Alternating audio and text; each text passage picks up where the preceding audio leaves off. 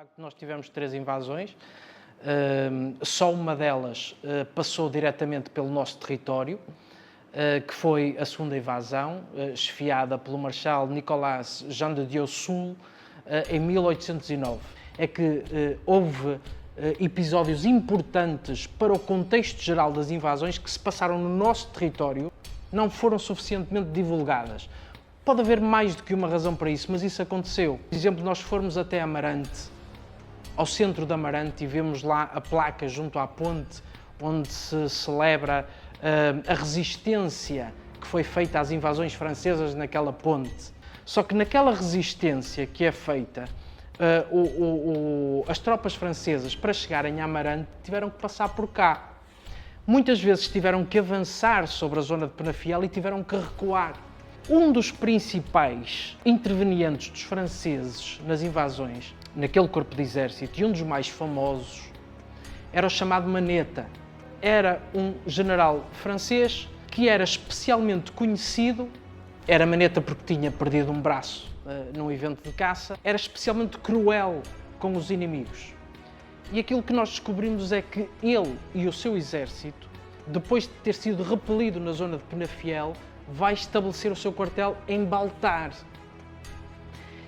E não é por acaso que nós associamos e sabemos desse comportamento especialmente cruel, sabemos da resistência que muitas vezes era feita pelas populações em face dos franceses, que nós vemos num único dia morrerem mais de 30 pessoas em Baltar. Essas movimentações foram deixando um rastro pelas freguesias. Nós hoje consultamos os registros paroquiais e vemos que nesta freguesia morreram 5, 6, 7 e temos a indicação dos párocos, mortos pelos franceses, morreu à mão dos franceses, morreu vítima de uma catanada dada pelos franceses, etc. Nós já sabíamos em Paredes, já tinham sido feitos artigos com listagens de mortos, publicadas sobretudo nos jornais locais, mas faltava um texto que nos explicasse porque é que aquelas pessoas tinham morrido e porque é que os franceses estavam aqui. Eles tinham que vir de algum lado, tinham que ir para algum lado, tinham que ter uma estratégia, tinha que haver um curso de guerra para se chegar aqui e era necessário nós entendermos isso, nós percebermos qual era o papel de Paredes, destas freguesias de Paredes, no contexto das invasões francesas. As tropas francesas estiveram cá também. Aliás, em relação a Gandra, sempre que se fizer a história desta terra por alguma razão, nós temos que ter sempre em conta a localização de Gandra em relação à rede viária, porque Gandra está junto a uma das antigas vias e uma das mais importantes vias do norte do país e do reino. E, portanto, era muito fácil que circulassem por esta terra e passassem por esta terra também a própria história em movimento. E os franceses também passaram por aqui. Mas como é que nós sabemos que em Gandra estiveram acampados os franceses? Porque o pároco de Gandra escreveu num dos assentos do registro paroquial que queria administrar os sacramentos a um doente, alguém que depois acabaria por falecer, mas não conseguiu levar-lhe os sacramentos e acrescentou no registro que, pelo motivo de estarem acampados nesta freguesia os franceses, não é possível administrar-lhe os sacramentos sem risco de vilipêndio. Ou seja, os franceses eram especialmente agressivos com tudo. Por exemplo, para se levar aos doentes, aos moribundos, um dos sacramentos finais, que era o viático. O que era o viático? O viático era a última comunhão. A última comunhão, e é viático porque era a provisão para o caminho, para a via do reino dos céus. Para se levar o viático a um doente, era necessário alguma dignidade.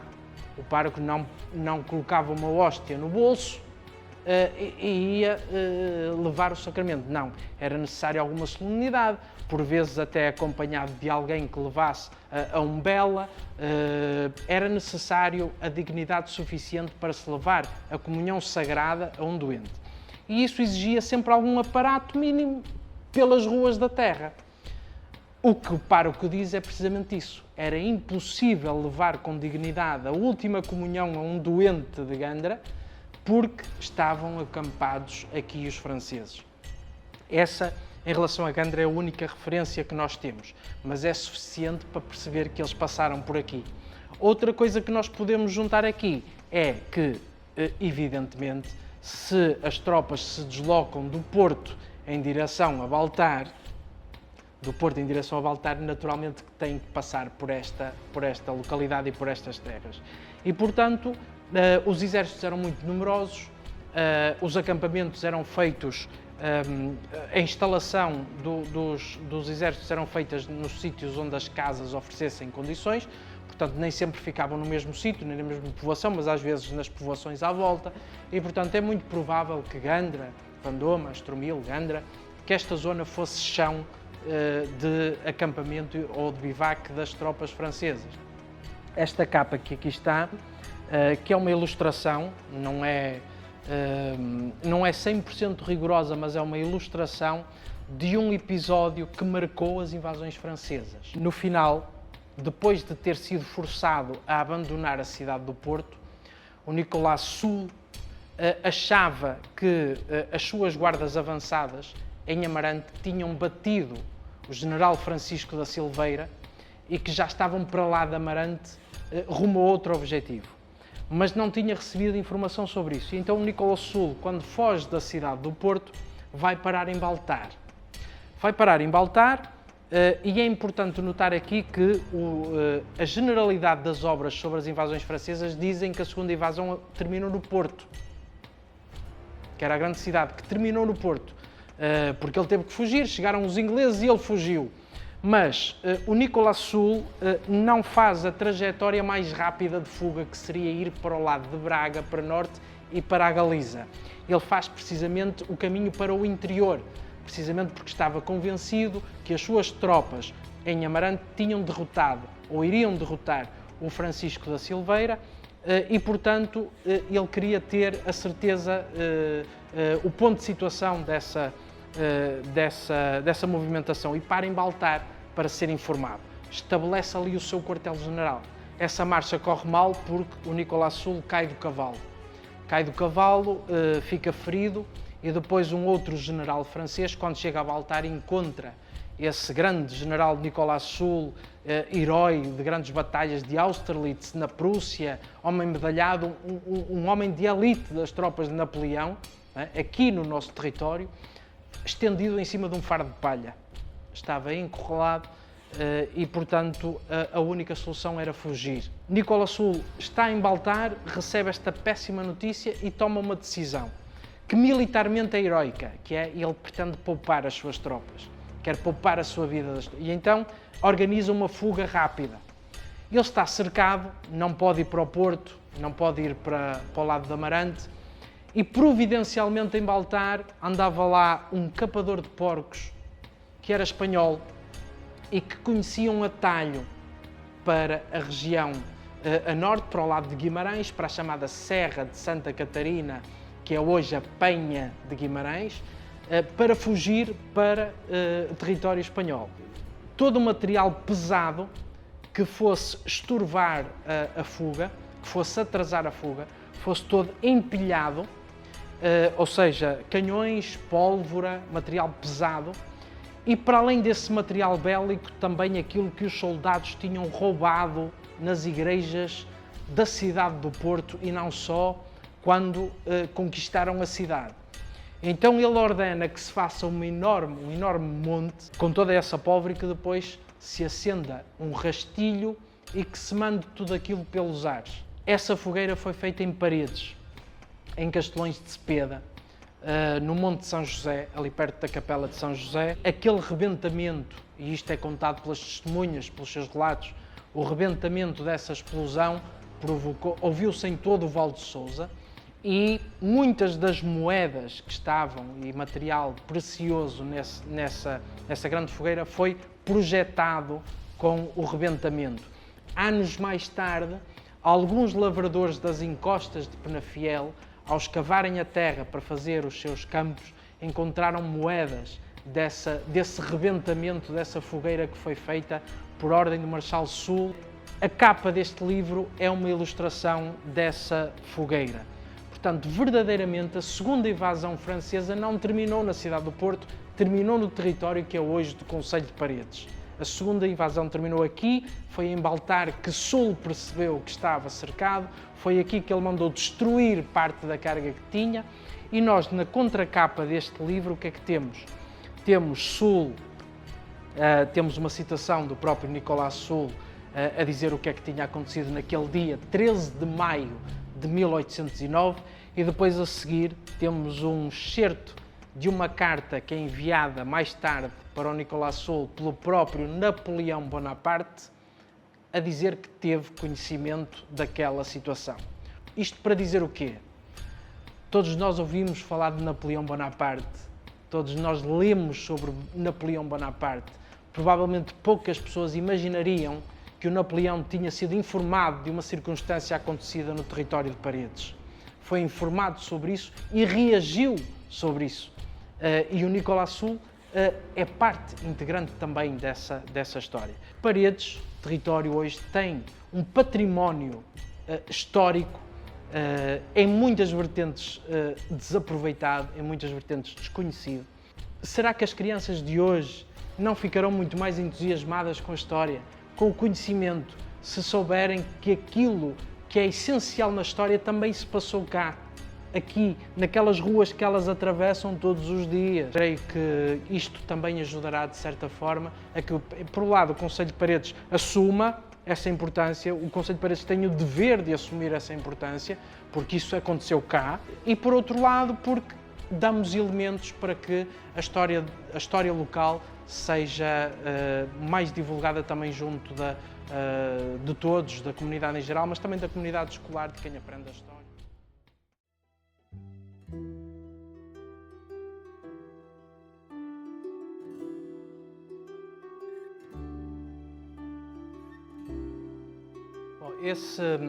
Essa crónica sobre a toponímia resulta, de facto, de um tombo monástico, ou seja, do mosteiro de Paço Sousa. A versão que nós conhecemos e que foi consultada já é uma versão datilografada desse tombo, ou seja, o tombo era feito de forma manuscrita, mas chegou-nos uma versão datilografada que nos permite, ao vermos as propriedades que eram do mosteiro nesta região, ao caracterizarem o que é que lhes pertencia, designam esses próprios prédios ou esses lugares. Recebiam determinados direitos sobre a posse ou sobre a cultura que era feito pela população nesses locais, então os mosteiros tinham que ter esse tombo organizado com os bens que lhes pertenciam. Esses tombos de bens, de um modo geral, só para entendermos a fonte, são hoje fontes incontornáveis para a nossa história. Ajudam-nos em muitas vertentes. Uma delas é a toponímia, por várias razões. Os topónimos são um documento histórico, e alguns deles têm uma tal antiguidade que a única coisa que há desse período é mesmo só o nome do lugar, é mesmo só o topónimo que resta. O topónimo que eu considerei mais interessante é um chamado Rocio da Aldeia. Um rocio era um espaço comunitário, não era pertença de uma só pessoa, era um logradouro comum. Em alguns sítios, os rocios até viravam espaços de sociabilidade, porque convergiam para ali pessoas ou para pastoreio. Noutros casos, até os rocios tornaram-se feiras, ou seja, tornaram-se praças. E o rocio que existia em Gandra tem esse acrescento que é ser da aldeia. Portanto, havia uma povoação, a aldeia, conjunto de moradores, que tinham um espaço comum, que era esse rocio, que era partilhado. Nós estamos a falar de uma centralidade no século XVI. Nós hoje não sabemos onde é que ele ficava. Infelizmente, o documento não nos diz onde é que ficavam esses topónimos. A toponímia é muito importante por isso, por aquilo que eu referi no início, que é, nós não temos nenhum documento que nos explique, que nos fale mais da grande parte dos nomes do lugar que aqui temos, mas o nome em si já nos diz alguma coisa. Hoje, nos tempos que correm, era muito importante que as freguesias tivessem essa sensibilidade, as autarquias tivessem a sensibilidade de preservar os nomes do lugar. Porque, à medida que as localidades foram urbanizando e os nomes do lugar deram lugar a ruas, alguns nomes do lugar foram desaparecendo. E as ruas com vários propósitos ou com vários nomes acabaram por secundar os nomes do lugar. Por isso, uma das estratégias eficazes para preservar topónimos antigos é dar a uma das ruas urbanas o nome daquele lugar.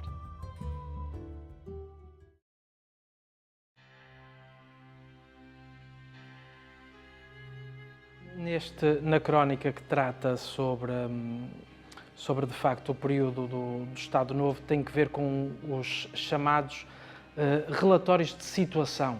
E nessa altura nós temos foi determinado pelo Governo aos governadores civis e os governadores civis, por sua vez, às câmaras municipais, aos administradores do Conselho e presidentes de Câmara, que fizessem um relatório de situação interno. Nós temos uma radiografia de como estava a sociedade paradense naquela altura, naqueles anos 30, 40. Como é que estava a agricultura, o comércio, também o aspecto político, se havia oposição, como é que estava organizado o Partido Único a nível local, que havia determinadas organizações que o Estado Novo criou para melhor controlar a sociedade. Estamos a falar do quê? Estamos a falar das casas do povo, por exemplo, estamos a falar dos grêmios, porque enquanto a população estivesse unida nos edifícios do Estado Novo, não se desviava para sindicatos. E, portanto, o Estado Novo criou essas corporações, aí é que está o cerne do Estado corporativista, que permitiu às pessoas estarem ali associadas aos grêmios, às casas do povo, que era assim, depois a FNAT, a Federação Nacional para a Alegria no Trabalho, que depois deu lugar ao Inatel, que visa congregar as pessoas em edifícios do Estado Novo por forma a que não se desviassem da trajetória que o Estado Novo cria. E então eles criam informações também sobre isso. E os presidentes de Câmara faziam um relatório e contavam a verdade, porque aquilo não era para sair nos jornais, esses relatórios de situação não eram para ser divulgados e, portanto, eles não tinham problemas em dizer ao Estado Novo qual era a realidade. E nós começamos este artigo por dizer como é que estava a situação económica a nível nacional. E o que é que temos? Temos um crescimento do PIB, temos as contas a nível nacional com bons números e depois ainda melhoraria durante o período da Segunda Guerra Mundial, porque, sobretudo por causa do wolframio, da exportação dos metais, etc. Exatamente, e o Estado Novo, nessa altura, as contas gerais do Estado foram contas, as tais contas certas de Salazar. Por oposição a isso, nós colocamos isso no início, com as cifras, com os números, mas depois vamos ver o que é que dizem os presidentes de Câmara sobre a situação. O comércio em péssimas condições, a agricultura a enfrentar anos de escassíssima produção, uma enorme inflação nos preços, uma carestia de vida enorme, a ausência de bens essenciais. A única coisa que estava a correr bem no conjunto daqueles relatórios era que não havia comunistas no Conselho de Paredes. Todos os parâmetros estavam mal, mas o lado político estava sereno. E os presidentes da Câmara, ou administradores do Conselho, diziam situação tranquila, serena, se existem comunistas passam despercebidos, portanto não há oposição organizada.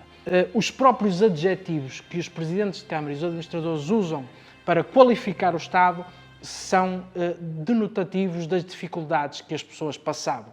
Isto, no conjunto, dá-nos uma imagem muito real e uma imagem que não tem nada a ver com aquilo que nós, por exemplo, se consultarmos jornais, obviamente sob censura, mesmo jornais locais como o Progresso de Paredes, que era aquele que existia, nós vamos encontrar uma grande diferença entre esses relatórios e a verdade, entre aspas, que saía para fora ou que saía na comunicação social ou nos jornais.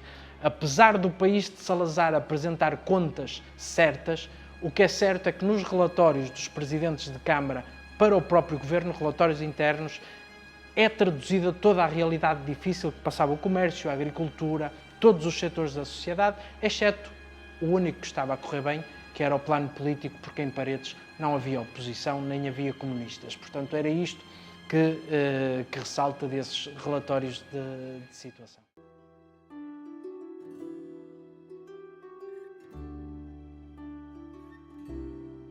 Eu só chamaria a atenção para duas freguesias que só existiram no concelho de Paredes durante a Idade Média. A nossa rede de freguesias e a nossa rede paroquial é muito estável. O que é que eu quero dizer com isto? É estável neste sentido. A sua existência enquanto comunidade é muito antiga. Nós temos as nossas freguesias, regra geral, salvo uma ou outra exceção, nós encontramos-lhe referências documentais, povoação, etc., desde o período medieval, desde a Idade Média. Portanto, a existência destas comunidades é mesmo muito antiga, apesar das várias alterações administrativas que vieram muito mais tarde, mas as povoações em si são muito antigas. Existe uma grande linearidade desde a Idade Média até à Idade Contemporânea. Mas houve duas freguesias que desapareceram. Uma das freguesias é São Paio de Parada de Castanheira e a outra freguesia é São Salvador de Cunha. São Paio de Parada de Castanheira era a maior parte da atual freguesia e cidade de Lordelo. Nós temos a documentação medieval, temos alguns censos que nos relatam os pagamentos da povoação, portanto ela existia. Sabemos que ela pertencia a uma determinada comunidade religiosa, que tinha o padroeiro, que era o tal Sampaio, e certamente se era uma comunidade religiosa tinha que ter a sua própria igreja, a sua própria povoação, tinha uma organização paroquial como qualquer outra paróquia.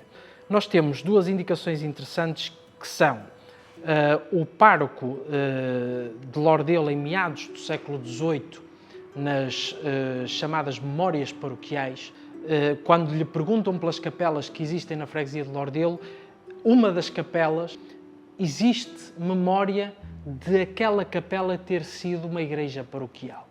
José de Barreiro, na monografia de Paredes, escreve também com base na memória da existência dessa freguesia e que essa freguesia ficava, grosso modo, num dos lados do rio Ferreira. Essa freguesia ficava no lado direito do rio Ferreira. O lado direito e o lado esquerdo é voltado para a foz, para onde o rio desagua. Esse é que é o lado direito e o lado esquerdo. E ele diz-nos que do lado direito do rio dizia-se que era a freguesia de Parada de Castanheira, do lado esquerdo era Lordelo. No século XV, o documento da finta da Rua Nova que temos no primeiro volume das Crónicas tem os contribuintes que pagaram para a Rua Nova. E tem o nome desses contribuintes e o lugar onde eles moravam. Os moradores e esses contribuintes, os lugares que aparecem nessa finta, todos eles ficam do lado direito do rio, comprovam exatamente onde é que se situava essa freguesia. Se nós hoje olharmos para o mapa da cidade de Lordelo, vamos ver que a parte de Lordelo, e onde está o mosteiro, a igreja paroquial, que fica do lado de cá, do lado esquerdo do rio Ferreira, era a parte mais pequena. E que São Paio de Parada de Castanheira era a parte maior. Curiosamente, o que é que aconteceu é que a união das duas freguesias fez desaparecer a maior, São Paio de Parada de Castanheira, e ficou unir todo aquele espaço São Salvador de Lordelo. A outra freguesia, que se chama São Salvador de Cunha, ficava em Vilela. Vilela não é uma freguesia muito grande, mas mesmo assim o território de Vilela estava dividido. Esse lugar tem uma rua, o topónimo lá está, foi preservado e ainda bem, porque sabemos onde é que ficava. E nessa rua de Cunha existe um cruzeiro. Esse cruzeiro não está associado a nenhuma via sacra, não há memória dele ter sido ali construído por alguma iniciativa religiosa conhecida, mas nós temos uma suspeita. Os documentos da própria Igreja Católica, onde tinham determinações para as povoações, para as paróquias, diziam que sempre que se destruísse uma capela ou uma igreja, dever-se-ia colocar nesse lugar um cruzeiro. Isso acontece em dois sítios, em Paredes, que nós conhecemos onde isso aconteceu, no antigo mosteiro de Vandoma, e temos também um cruzeiro na antiga capela de São Sebastião, em Sete, onde sabemos que também existiu ali um centro de culto. Pode, eventualmente, como hipótese, estar a assinalar o local onde existiu o quê? A igreja paroquial dessa extinta comunidade medieval de São Salvador de Cunha. Nesse território, se nós formos a essa Rua de Cunha, que eu aconselho a que as pessoas possam ir lá fazer uma caminhada e visitar o nosso concelho, porque tem recantos muito bonitos, é um local que apela muito à antiguidade. Existe um caminho empedrado, cujas fotografias estão aqui também neste livro. Toda aquela atmosfera é ainda uma atmosfera antiga e, de facto, sugestiva. Mas nós só podemos ter a certeza de que, de facto, ali onde está aquele cruzeiro, pode ter sido o local de uma igreja paroquial, de uma paróquia extinta, se tivermos trabalho arqueológico. E aqui o historiador passa a pasta ou passa o testemunho para um outro ramo da história de que já não trata, já não diz respeito ao historiador neste caso. E, portanto, isto para dizer que também nos falta algum trabalho arqueológico no concelho para seguir estas pistas.